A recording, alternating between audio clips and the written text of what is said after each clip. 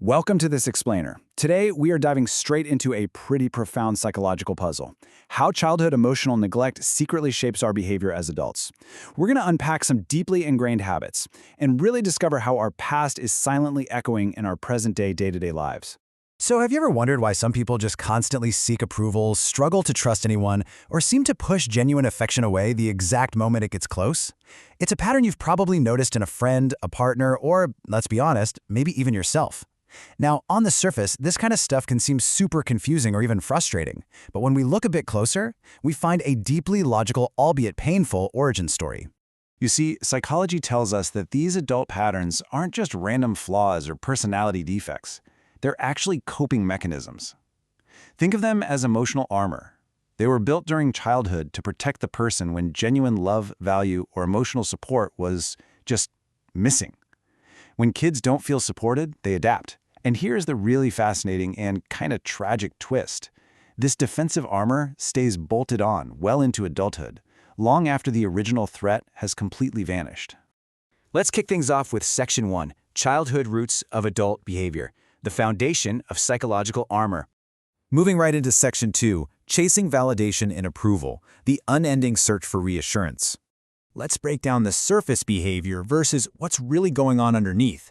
On the surface, you might see someone depending heavily on outside approval. Imagine getting a stellar performance review at work, feeling on top of the world for about 10 minutes, but then absolutely fixating on one tiny piece of constructive criticism for days. Why does that happen? Well, look at the hidden root. Because they never developed a stable sense of self-worth in childhood, that one tiny critique feels like a complete collapse of their entire identity. Instead of valuing themselves from within, they look to other people for reassurance. Let that powerful psychological insight sink in for a second. When a child isn't given the emotional mirroring they need to build internal self-worth, they literally have to outsource it. They become utterly dependent on their environment to tell them they're okay. This isn't vanity. It's a direct, logical result of lacking early emotional support. And this dynamic perfectly explains the classic people pleaser. On the surface, these folks are incredibly helpful, always agreeable, and constantly putting others first. And hey, society loves to reward this, right? But the hidden root is much darker. Many kids realize that being perfectly quiet, helpful, or agreeable is literally the only way to get a caregiver's attention. That hardwires a deep fear of rejection and creates this devastating belief that love isn't free, it's a commodity that you always have to earn. The toll this takes on adults is just exhausting. We're talking about a massive struggle to say no, even to their own detriment. They reflexively put everyone else first. And the biggest red flag? An overwhelming sense of guilt the second they even try to prioritize themselves. Psychology shows us that chronic people-pleasing isn't about just being nice. It's frequently rooted in a profound, lingering fear of rejection. All right, that brings us to Section 3, Trust Issues and Self-Worth, Why Getting Close Feels Dangerous. You know, trust is supposed to be learned in childhood through consistent, reliable care. But when that consistency is just missing, when affection is unpredictable, or only given when certain conditions are met, the developing brain learns a very specific lesson: stay cautious. The brain essentially gets stuck on high alert, constantly scanning for the moment that affection is going to be pulled away. It's like living with a smoke detector that goes off every single time you try to cook a meal. It's exhausting, and you're always anticipating a fire.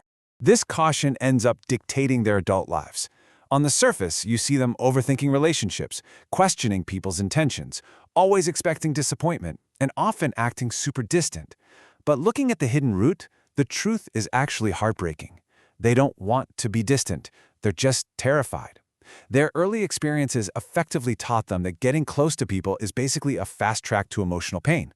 Which leads us to a pretty harsh reality about self-worth. You might notice someone brushing off compliments, doubting when someone genuinely cares for them, or even actively sabotaging healthy relationships right when things are going great.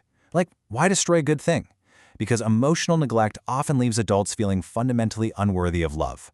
Deep down, a part of them still carries that core childhood belief that they aren't truly lovable, which makes them deeply suspicious of anyone who treats them like they are.